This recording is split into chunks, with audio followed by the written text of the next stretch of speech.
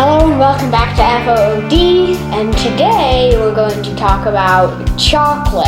You know chocolate, you've all had chocolate, but we're going to do something different with chocolate. We're going to make tempered chocolate out of untempered chocolate.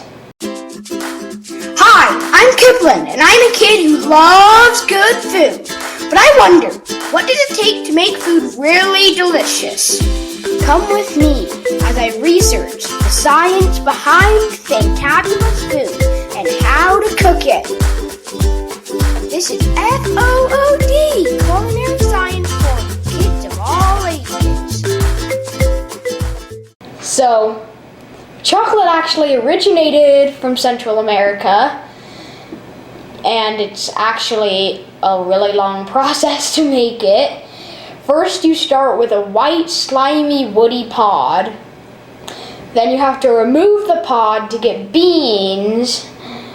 And then you have to ferment the beans, which takes a while. And then you have to dry them. And then you have to roast them. And then you have to shell them and get the nibs. Then you grind it up into a pulp. And then you add the sugar, flavoring, yeah.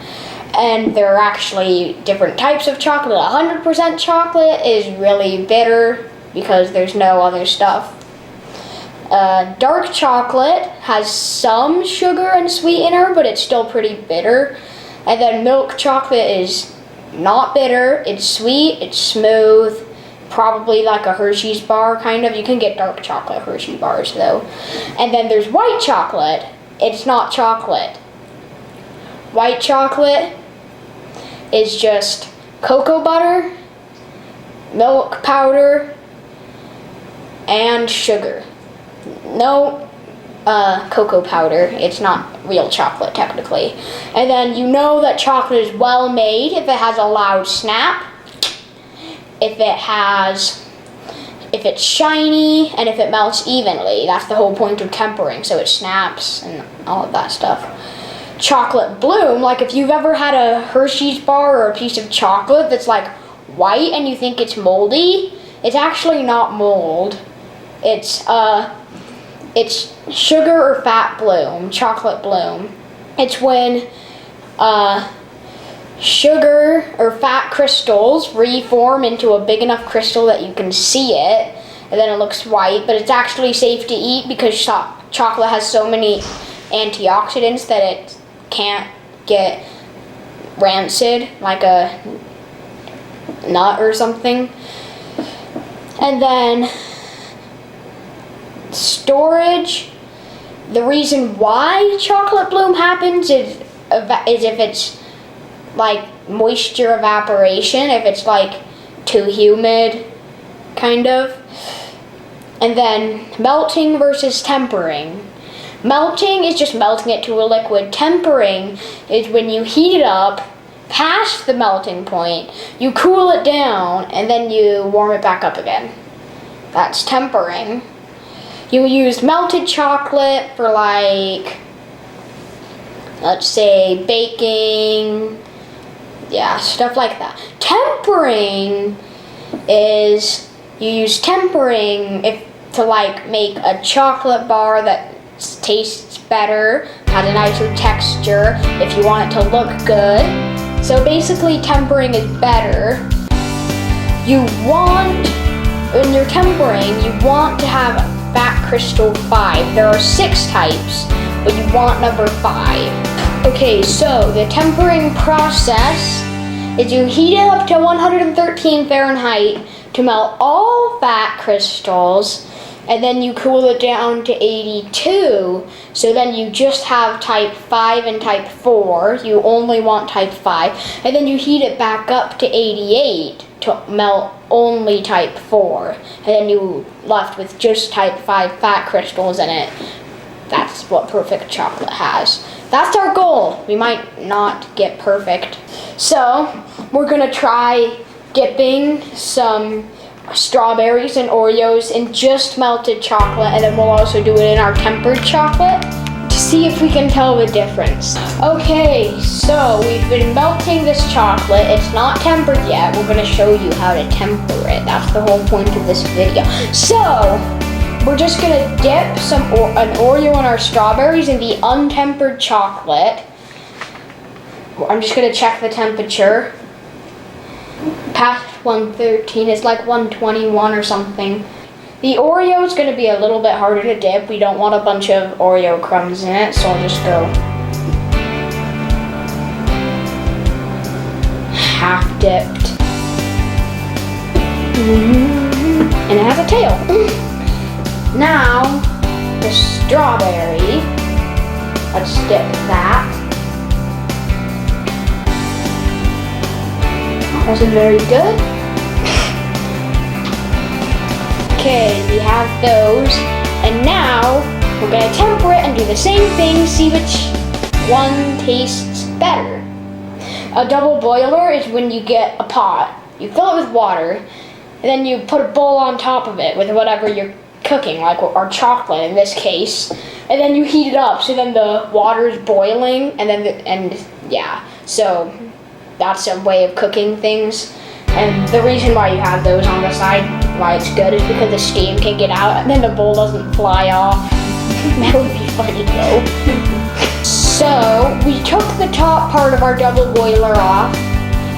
So we took the glass bowl off, but we're not gonna put it in our cool water yet, because if you stick a glass bowl from really hot to really cold too quickly, it'll crack, which we don't want with our bowls. They're precious.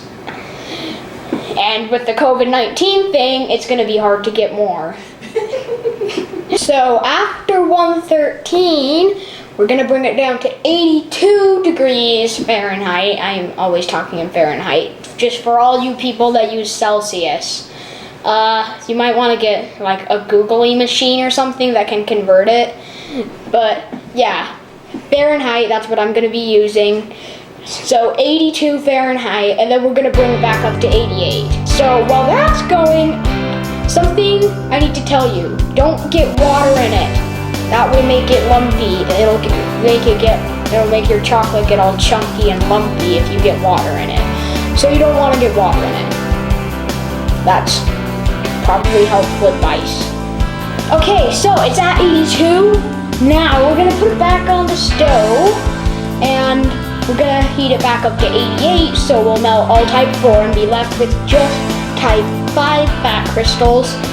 And that's what we want, that's what perfect chocolate has. Now let's bring it over there to our double boiler.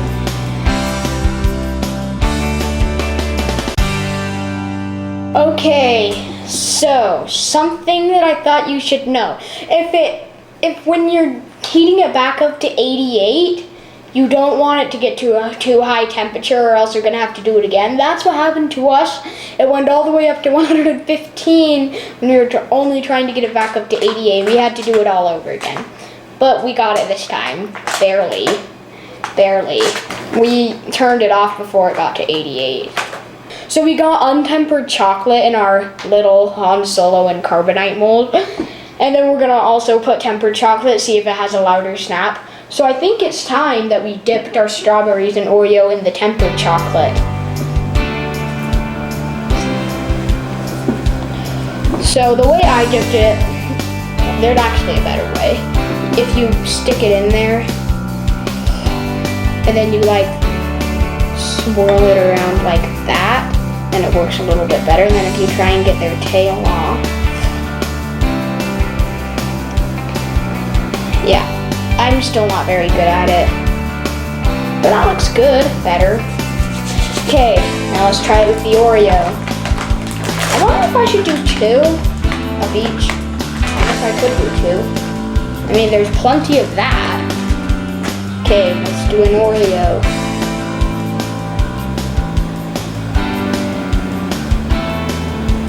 And if it still has a tiny tail, there is something you can do. I wonder if it'll work. You can put it over the tail. I guess that works. Okay, let's do another strawberry and another Oreo. There's plenty of that, more than we need. We have Big Mondo. This one even has a hole. It's like 2 fused together. That one looks good.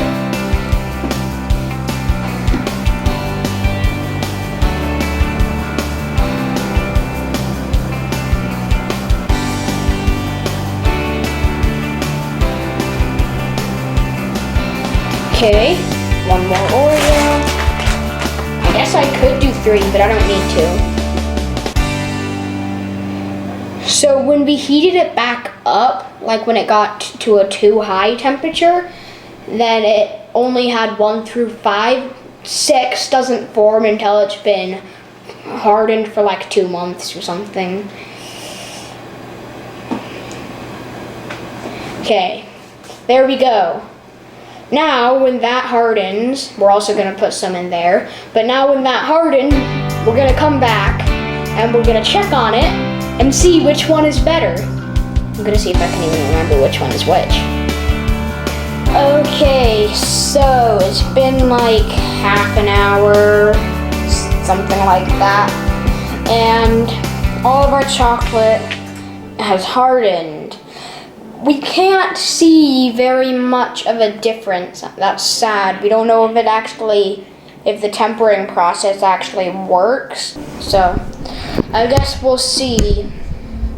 I'll start with a non-tempered strawberry.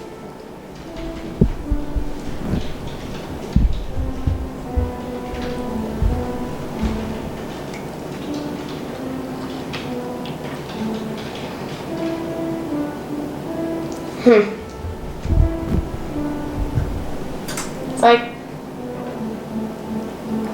weird. That's weird. It's kind of chewy. That's weird.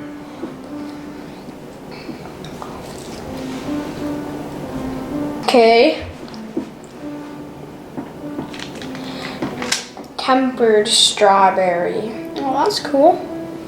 Feels like parchment paper. Literally. Feels exactly the same.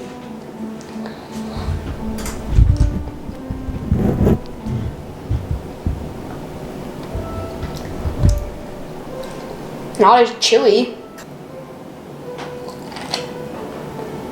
but crunchier.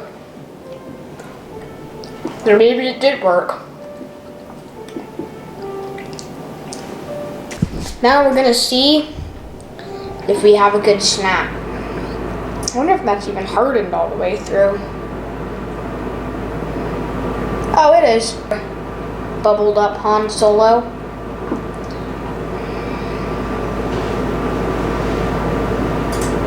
Okay.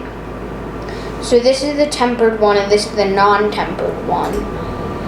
I don't know if you'd be able to hear this. That one had no snap at all. Like even I couldn't hear it. That one's louder. Yes! It worked. Perfect.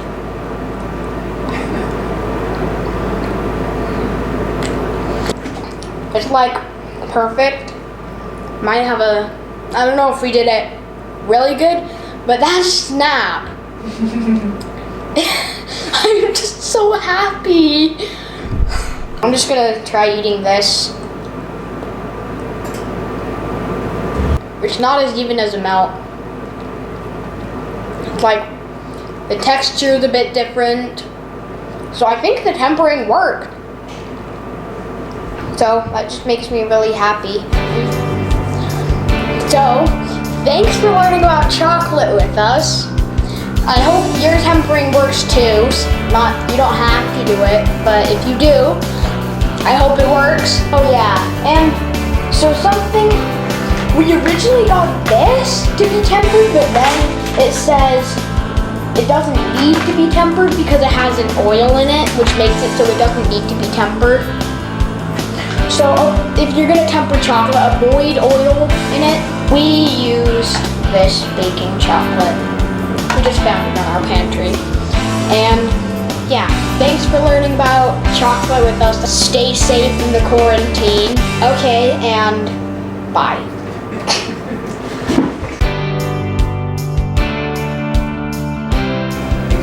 Well, how am I even gonna lift it up?